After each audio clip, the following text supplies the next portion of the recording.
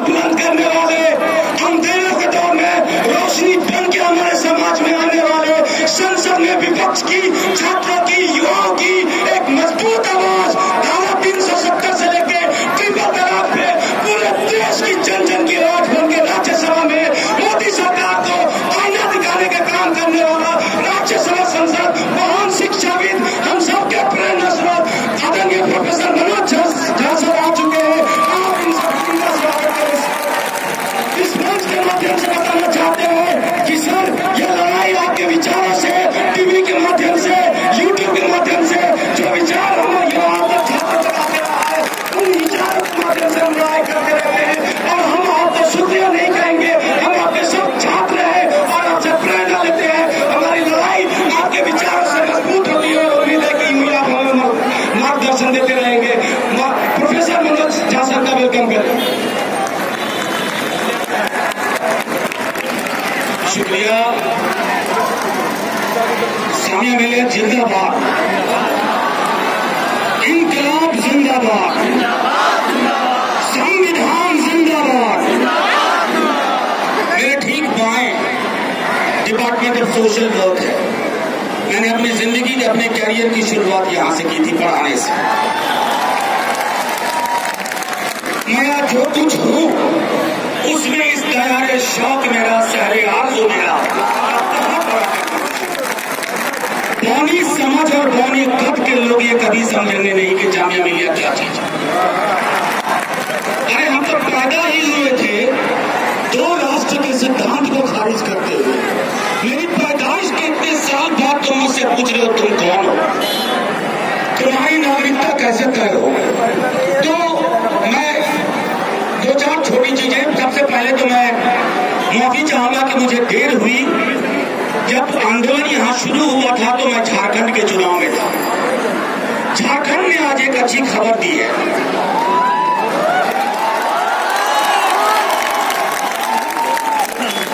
वो कहते हैं ना कि शोहरत की बुलंदी भी पल भर का तमाशा है, जिस शाख पे बैठे हो वो टूट भी सकती है। झारखंड ने बता दिया क्या क्या नहीं बातें हो रही थी झारखंड में, सीए, एनआरसी। अरे झारखंड ने बता दिया जल, जंगल, जमीन और इस मुल्क की पहचान के सिवा कोई मुद्दा नहीं चलेगा। ये आंदोलन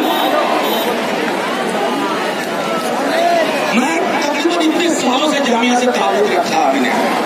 मैंने कभी भी ऐसा नहीं देखा। आप अपने करियर के लिए नहीं लड़ रहे हो। ये बच्चियां, आप लोग करियर के लिए लड़ रहे होते तो कोचिंग इंस्टीट्यूट ज्वाइन किया होता, अपने करियर के लिए सोचते। आप संविधान के बनने को स्याह होने से बचाने के लिए लड़ रहे हो। और ये लड़ाई हर हिंदुस्तानी की लड़ाई है, इस मुल्क से मोहब्बत करने वालों की लड़ाई है। बीते दिनों में रियाद था, जामिया वर्ल्ड वॉइड एसोसिएशन ने मुझे बुलाया। कितने परेशान हैं वो रियाद में बैठ करके। अरे नौकरी वहां की करते हैं लेकिन दिल इस मुल्क के लिए धड़कता है। मैंने प्रधानमंत्री जी और गृह मंत्री जी से कल भी हाथ जोड़ के विनती की है, क्योंकि हम बापू के लोग हैं, हम हिंसा नहीं चाहते। हाथ जोड़ के विनती की कि महान नेता होंगे आप, लेकिन आप 2 कदम पीछे हटिए। जो फैसला मेरे संविधान से फासले में तब्दील होता है वो फैसला मंजूर नहीं है। मैं आपको एक और चीज यकीन दिलाऊं, आप हो सकता है आज ना माने, ये फैसला वापस होगा। इसे वापस होना है।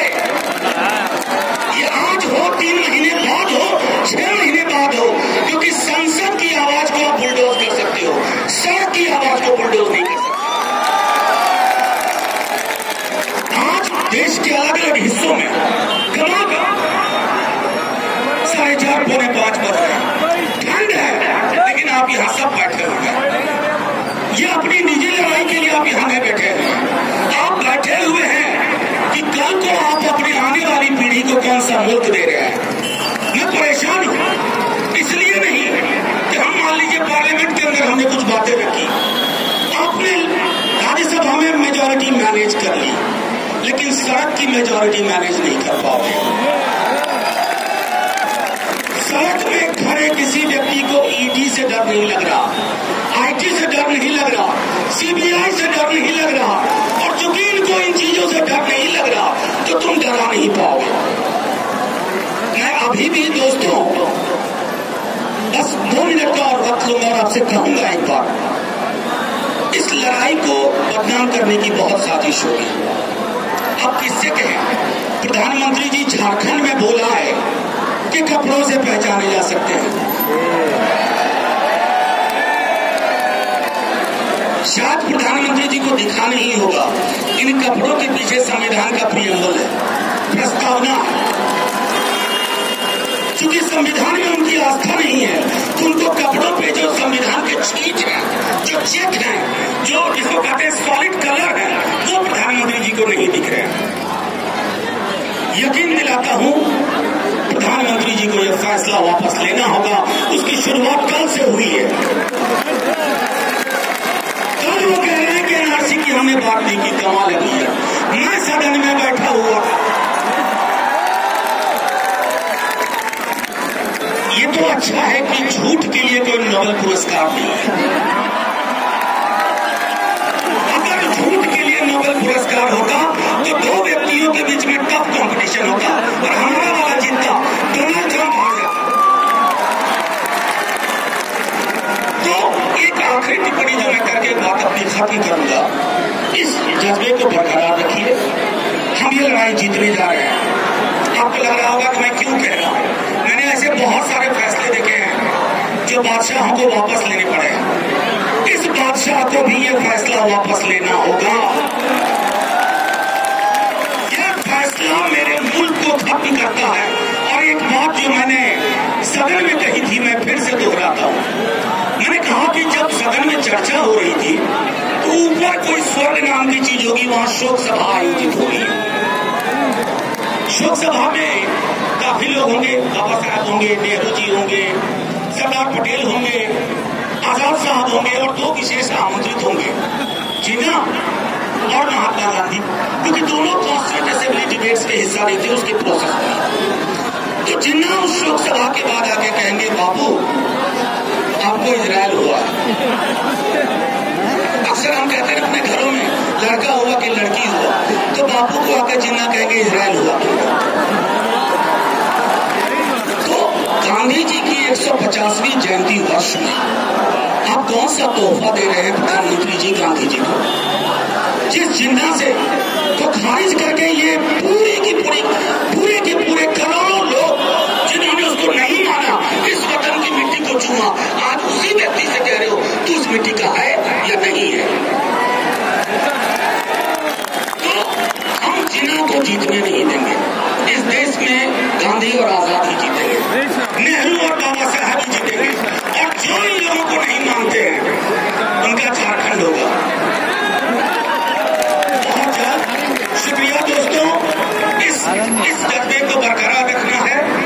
ये लड़ाई फिर मैं कह रहा हूं हम जीत रहे हैं, क्योंकि आप सड़कों पे हैं, आप सबसे बड़ी ताकत है। और राम मनोहर लोहिया कह गए जब संसद कमजोर होती है तो सड़क मजबूत हो जाती है। आज सड़क मजबूत हो गई। जिंदाबाद, इनकलाब जिंदाबाद, इनकलाब जिंदाबाद, इनकलाब जिंदाबाद, हमारा संविधान जिंदाबाद, हमारा संविधान जिंदाबाद। एक आखिरी चीज, महामहिम से भी हम मिले, माननीय राष्ट्रपति जी से। का मसला था, अलीगढ़ का मसला था, कई और मसले थे। तो मैंने महामहिम से कहा व्यक्तिगत तौर कि महामहिम, शायद मैं इस डेलीगेशन में एकमात्र व्यक्ति हूं जो जामिया को भी जानता है और दिल्ली यूनिवर्सिटी को भी जानता है। और मैं आपको यकीन के साथ कह सकता हूं महामहिम कि जब सरकार अपने छात्रों से दुश्मनी पे आ जाती है, युद्ध पे आ जाती है, तो दोष छात्रों का नहीं होता, दोष और खोट सरकार में है। ये सरकार अपने लोगों से लड़ रही है, और जो सरकार अपने लोगों से लड़ती है उसको 5 साल के लिए वोट जरूर मिला, रहने का अधिकार नहीं है। उनका डिपार्चर तय हो चुका है। जय हिंद। शुक्रिया सर आपका। इस देश का एक एक छात्र और युवा, शोषित वंचित समाज आपका शुक्रगुजार है, आपका कर्जदार है और हम उम्मीद करते हैं कि आने वाले सालों तक यूं ही आपका मार्गदर्शन, यूं ही आपका प्रेरणा मिलता रहेगा। हम सड़क पे लड़ने का वादा करते हैं, आप संसद में हमारी आवाज को उठाते रहिए, हमारी लड़ाई लड़ते रहिए। और एक बात यकीन दिलाना चाहते हैं कि जामिया का 100 साल पूरे होने वाला है और इस लड़ाई को आने वाले कम से कम 100 दिन तक चलाएंगे। 100 दिन तक चला के हम अपनी जीत को जब तक जीत नहीं लेते तब तक वापस नहीं लेंगे। साथी आएंगे।